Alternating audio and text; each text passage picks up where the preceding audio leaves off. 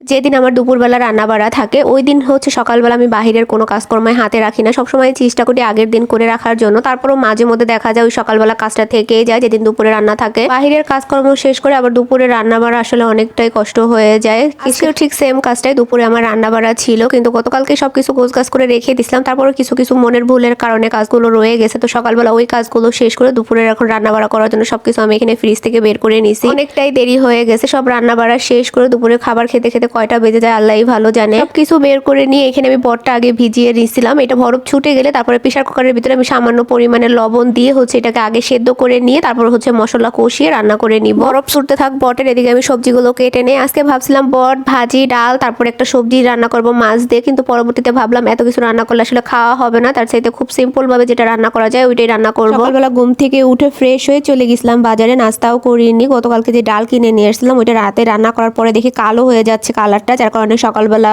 হচ্ছে বাজারে যেয়ে ডালটা পাল্টিয়ে আনছি। আর হুলপালের প্যাকেটটা জানতে ভুলে গেছিলাম, ওইটাও নিয়ে আসছি। বাজার থেকে আসার সময় বাসায় কিছু কাঁচা সবজিরও দরকার ছিল, সেগুলো হচ্ছে আমি এখানে কিনে নিয়ে আসছি। তো সবগুলো আমি এখানে বের করে নিচ্ছি। এখন যা যা রান্না করবো সেগুলো রেখে আর বাকিগুলো সব ফ্রিজে তুলে রাখবো। সকালবেলা যেহেতু আমার বাজারে আসাই লাগছে, এই জন্য ভাবলাম তাহলে যা কিছু লাগবে সবকিছু খুঁজে খুঁজে মনে করে নিয়ে যাই, যাতে 2-1 দিন আর বাজারে না আসা লাগে। আর সেলের জন্য এখানে আমি 1 ডজন পরিমাণে একেবারে ডিম নিয়ে আসছি। প্রতিদিনই দেখা যায় একালি করে কিনে আনা লাগে। বাসার সামনের দোকানগুলো থেকে একালি করে ডিম আনলে ওরা হালিতে 50 টাকা করে রেখে দেয়, আর বাজার থেকে নিয়ে আসলে দেখা যায় একটু কমেও আনা যায়। 1 কেজি পরিমাণে পেঁয়াজও কিনে নিয়ে আসছি। গতকালকে বাসার পেঁয়াজটা শেষ হয়ে গেছে, 110 টাকা করে কেজি নিছে। ভাবতেছি যে জায়গায় একটা লাগে সে জায়গায় অর্ধেকটা দিয়ে রান্না করবো। একেবারে তো আর না খেয়ে থাকতে পারবো না, যে জায়গায় যতটুকু ততটুকু নয় খেলাম। তো যাই হোক, এদিকে বরফটাও ছুটে গেছে, আমি বড়িগুলো ধুয়ে প্রেসার কুকারের ভিতরে দিয়ে নিচ্ছি। আগে থেকে হলুদ আর লবণ দিয়ে বটটা সেদ্ধ করে তারপরে মশলা কষিয়ে রান্না করলে না ওই বটটা খেতে অনেক ভালো লাগে। আমার বড় আপুরে দেখতাম যেদিন বট রান্না করবে তার আগের দিন বের করে সামান্য পরিমাণে হলুদের গুঁড়ো আর লবণ দিয়ে পুরো একটা দিন চুলার ভিতরে অল্প আঁচে বসিয়ে জাল করে নিত। পরের দিন দেখা যেত মশলাটা কষিয়ে চুলার আঁচটা মিডিয়াম রেখে তারপরে একদম ভাজা ভাজা করতো। ওই বটটা খেতে যে কি পরিমাণ মজা লাগে আসলে বলে বোঝানোর মতো না, মুখে মনে হয় লেগে আছে। মাঝে মধ্যে যখন মনে পড়ে খুব আফসোস লাগে, মনে হয় আপুর বাসায় আবার যাই। তো আসলে যাওয়ার ইচ্ছা থাকলেও যাওয়া সম্ভব হয় না,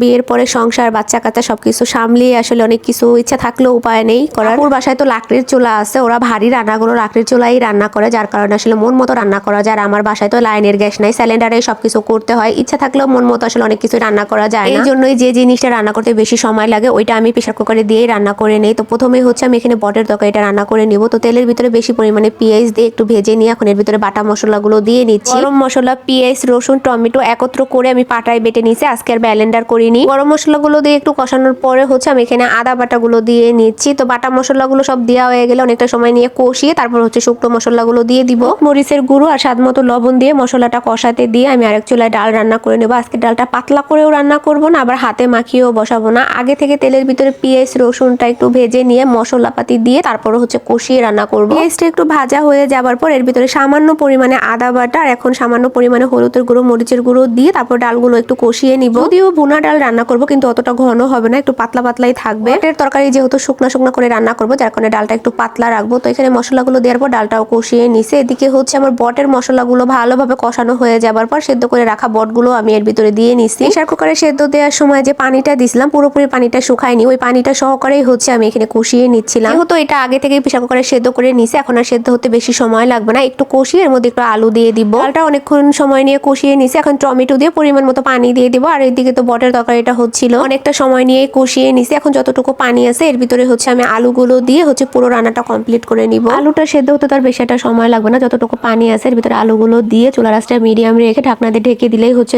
আলুগুলো সেদ্ধ হয়ে যাবে। এগুলো রান্না করতেছিলাম আর খুব আফসোস করতেছিলাম যে আরেকটু যদি বাড়িয়ে নিয়ে আসতাম তাহলে আর আলু দেওয়া লাগতো না। আর আজকে তরকারিটা অনেক খেতে ভালো লাগছিল। 1 কেজি পরিমাণে যেহেতু বট, অতটুকু বট রান্না করলে আর কতটুকু হবে, যার কারণে আলু দিছি। আমার ডাল রান্না করা হয়ে গেছে, এখন আমি ধনিয়া পাতা দিয়ে নামিয়ে নিব। এদিকে আমার বটের তরকারিটাও রান্না করা শেষ। আজকে ভাজা জিরের গুঁড়ো দিব না, যেহেতু পাটায় বাটা মশলা দিয়ে রান্না করছে, ভাজা জিরের গুঁড়ো দেওয়ার কোনো প্রয়োজন নেই। একটু ভিজা ভিজা অবস্থায় নামিয়ে রাখবো, নামালে দেখা যায় আর একটু ঘন হয়ে যাবে। যেহেতু দুপুরবেলা খাবো আবার রাত্রে এই তরকারিটা গরম করতে হবে। আর আপনাদের ভাইয়া এই তরকারি দিয়েই খাবে, শুধু সে ডাল ভাজি আর কোনোটাই ধরবে না। ডাল আর বটের সাথে একটা ভাজিও করে নিছি, লাউ, পাতাকপি, টমেটো আর সাথে একটা ডিম দিয়ে। তো ডিমটা আগে দিলে তেমন একটা ভালো লাগে না, এই জন্য ভাজিটা অর্ধেক পরিমাণে হয়ে যাবার পর এখন এখানে সামান্য পরিমাণে লবণ দিয়ে ডিমটা একটু ভেজে তারপরে ভাজিগুলো দিয়ে নেড়ে চেড়ে নামিয়ে ফেলবো। ভাজিটাও পুরোপুরি রান্না করা শেষ, এখন ধনিয়া পাতা দিয়ে নামিয়ে নিলেই হয়ে যাবে আজকের মতো রান্না বাড়া। ভাতও আমি রান্না করে নিছি, রাতের জন্য আর কিছু রান্না করবো না, এগুলো দিয়ে দুপুরে আর রাত্রে হয়ে যাবে। রান্না বাড়া শেষ করে গোসল টোসল করে তারপরে হচ্ছে আমরা দুপুরের খাবারটা খেতে বসছি। অলরেডি আসরের আজান দিয়ে দিচ্ছে। আমি খেতে বসার আগে ছেলেকে খাইয়ে দিতে হয়, তো ওরে খাবারটা খাইয়ে তারপরে আমি এখানে খেতে বসলাম। তো প্রথমে আগের দিনে রাত্রের কিছু ভর্তা আর মাছ ভাজা ছিল, সেগুলো দিয়ে আমি খেয়ে নিচ্ছি। এরপরে লাউ, পাতাকপি আর ডিম দিয়ে যে একটা ভাজি করছিলাম ওইটা দিয়ে খেয়ে নিলাম। ভাজিটা অনেকটা ভালো লাগছে। এরপরে পটের তরকারিটা দিয়ে খেয়ে নিলাম। মাশাআল্লাহ, আজকে প্রত্যেকটা খাবারই অনেক মজা ছিল। আর এই ভিডিওগুলো ছিল আমার মঙ্গলবারের 2 দিনের ভিডিও না দেওয়ার কারণে একটু দেরি হয়ে গেল। তো যাই হোক, এই ছিল আমার আজকের মতো ভিডিও। কেমন লাগলো সবাই কমেন্টে জানাবেন। সবাই ভালো থাকবেন, বেশি বেশি করে লাইক, কমেন্ট, শেয়ার করবেন। তো আজকের ভিডিওটা এই পর্যন্ত। আল্লাহ হাফেজ।